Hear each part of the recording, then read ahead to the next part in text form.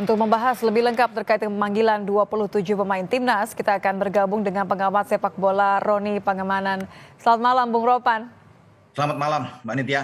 Kita baru saja minggu lalu bicara mengenai kemungkinan 3 pemain naturalisasi bergabung. Hari ini 3-3-nya masuk tapi masih tunggu ya. Kita bicara soal 27 dulu deh yang dirilis. Apa yang Anda bisa cermati dari strategi yang akan digunakan Kluivert nanti? Kalau lihat dari 27 pemain ini kan tidak banyak berubah. Betul. Ini kan nama-nama yang sudah ada. Dari rilis Nama STY sebelumnya ya. gitu ya. Nah, ada satu nama yang memang masih baru ya. Kalau dia diberikan kesempatan untuk debut dia melawan Australia, yaitu Septian Bagaskara dari Dewa United. Cuma itu, sementara yang selebihnya itu adalah sudah kita tahu bersama lah. Jadi memang sebenarnya kalau dilihat dari sini, Patrick Kluivert sebagai pelatih tidak mau mengambil resiko dengan banyak memasukkan pemain baru, tapi dia coba bertahan dengan apa yang sudah ada, sehingga chemistry itu masih bisa tercipta, terjaga dengan baik. Tinggal dia hanya akan meramu pola strategi dia menghadapi Australia dan termasuk dengan Bahrain. Sehingga pemain-pemain itu kan sekarang sudah dapat cara baru. Kalau dia ambil banyak yang baru, tentunya akan repot buat dia, akan menyatu lagi chemistry mereka sulit. Dia coba dengan apa yang ada sekarang, cuma satu debut itu Bagaskara. Nantinya itu mungkin akan bertambah dengan 3 pemain ini setelah ambil sumpah pada Senin besok, dan Kluivert tahu dengan karakter mereka sehingga dia agak lebih mudah buat dia tentunya untuk bisa mengkombinasi ketika mereka tersedia dalam pertandingan nanti melawan Australia, termasuk dengan Bahrain di Jakarta gitu. Oke, kalau dari daftar yang sudah ada paling tidak ya, ini kan banyak sekali ya nama-nama pemain belakang yang dipanggil. Ini artinya kira-kira Kluivert akan menggunakan sistem 3 back dengan 2 tambahan wing back atau bagaimana nih? Kita kan harus consideration ada Alex Pastur di sini ya, kerap pakai formasi tersebut. Kalau melihat dari sebelumnya kan zaman STY dipakai dengan 3-4-3, tapi apa yang dikatakan Kluivert ketika dia datang pertama bahwa dia akan menganut filosofi permainan dengan sepak bola attacking football atau lebih menyerang, bermain lebih terbuka, dan saya pikir dia akan mengubah itu dari 3-4-3 ke 4-3-3, atau bisa dimodifikasi ketika bermain dengan 4-3-3 akan jadi berubah di lapangan dengan 4-2-3-1. Kenapa 4-2-3-1? Mungkin dia bisa mengambil Joe Pelupessy kalau sudah ambil sumpah bermain lebih ke dalam dengan Ivar Jenner, sehingga ini akan lebih kuat untuk bisa melapis 4 back flat sejajar yang akan dimainkan saya pikir oleh kapten kita Jay Ises bersama dengan Miss Hilgers untuk bisa bermain di sana, karena kita belum tahu juga apakah Kevin Dix yang mengalami cedera kemarin di Conference League melawan Chelsea itu akan dimainkan, karena masih dengan cedera ankle dia sulit. Tapi ada Sandy Walsh yang akan bermain di kanan, kemudian Verdong di kiri.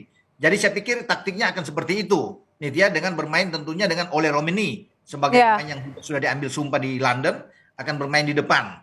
Nah, tinggal pemain-pemain lain siapa yang akan main. Kalau di tengah saya pikir ada Ivar Jenner dan juga dengan Tom Haye akan bermain. Tinggal siapa yang mendampingi oleh Romeni. Apakah Marcelino akan dimainkan? Itu pertanyaannya. Ya, atau Eliano Reanders yang akan bermain di sana dan memainkan lagi satu pemain yang bisa ditaruh lebih ke depan. Entah Dean James yang kuat dalam bertahan dan menyerang. Semua tergantung dari Patrick Kluivert untuk bisa melihat, karena saya pikir hari ini kan dia akan datang bersama dengan Jordi Cruyff. Berarti sebenarnya Bung Ropan, jadi atau keburu atau tidaknya 3 pemain naturalisasi nanti untuk kemudian prosesnya berjalan dengan sesuai harapan kita ya tanggal 20 bisa main. Sebenarnya menurut Anda Kluivert sudah punya line up yang cukup?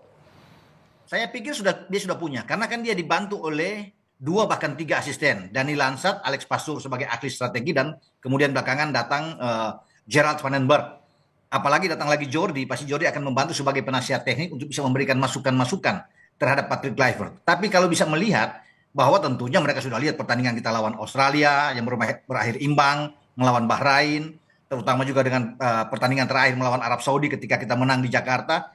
Komposisi ini yang sudah dia tahu, dia akan lihat. Tinggal perubahan aja, karena dia lebih suka dengan gaya bermain lebih terbuka. Dan apa yang dia katakan dalam press con pertama kali, akan berusaha pemain-pemain Indonesia itu lebih banyak memegang bola, bermain dalam ball position. Itu yang akan kita tunggu nantinya. Oke, pegang tapi bisa nggak kemudian mencetak gol? Itu kan pertanyaannya selalu. Ya, tentunya kalau melawan Australia, kalau kita bisa mendapatkan 1 gol pertama atau mencuri gol lebih awal, akan lebih bagus. Karena target dari Patrick Kluivert kan 1 poin di Sydney melawan Australia. Syukur-syukur kalau kita bisa menang, itu luar biasa, bonus bagi kita.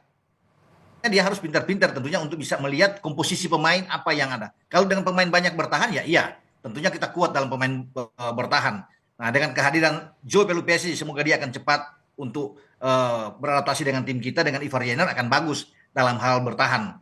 Jadi saya Oke. pikir untuk merebut satu angka nih dia oke lah buat kita ya untuk bermain tandang. Oke, oke. Kalau bicara jadwal artinya lagi-lagi persiapan Kluivert selalu dianggap singkat gitu ya. Dua leg ini cuma terpaut 5 hari aja, tanggal 20 Australia, kemudian tanggal 25 balik ke GBK lawan Bahrain. Dengan waktu yang begitu sempit, apa yang perlu dipastikan oleh Kluivert? Apakah memang ini benar-benar harus diatur siapa yang akan main tanggal 20, tidak main tanggal 25 atau seperti apa? Iya, saya pikir ini pertaruhan buat dia ya. Dia belum pernah melihat, belum pernah bersama-sama dengan tim, kemudian sudah terpilih, makanya kan dia ambil ini pemain-pemain 27 pemain ini yang tidak banyak perubahan yang ada di sana. Dia ingin melihat, memastikan itu bahwa proses untuk dia memainkan strategi dia itu terjaga dengan baik. Apa yang dimainkan nantinya di Australia tentunya tidak akan berbeda jauh ketika kita datang ke GBK untuk bermain di Ya. Jakarta menjamu Bahrain, tidak akan ada perubahan. Tapi kalau kita dapat hasil positif, ini yang luar biasa yang kita tunggu. Karena kan ini pertandingan dua lawan Australia dan Bahrain itu krusial dua-dua. Tapi kalau sesuai dengan apa yang dia inginkan, 4 poin, 1 di Sydney dan 3 di Jakarta, saya pikir aman buat kita, Panitia, untuk bisa melihat kemungkinan lolos ke Piala Dunia. Nah, soal strategi tentunya kembali kepada Patrick Kluivert untuk siapa dia akan memasangkan pemain ini. Gitu. Oke, hanya waktu yang bisa membuktikan ya. Ya. Terima kasih Bung Ropan sudah bergabung bersama kami di Kompas Malam. Selamat malam, Bung.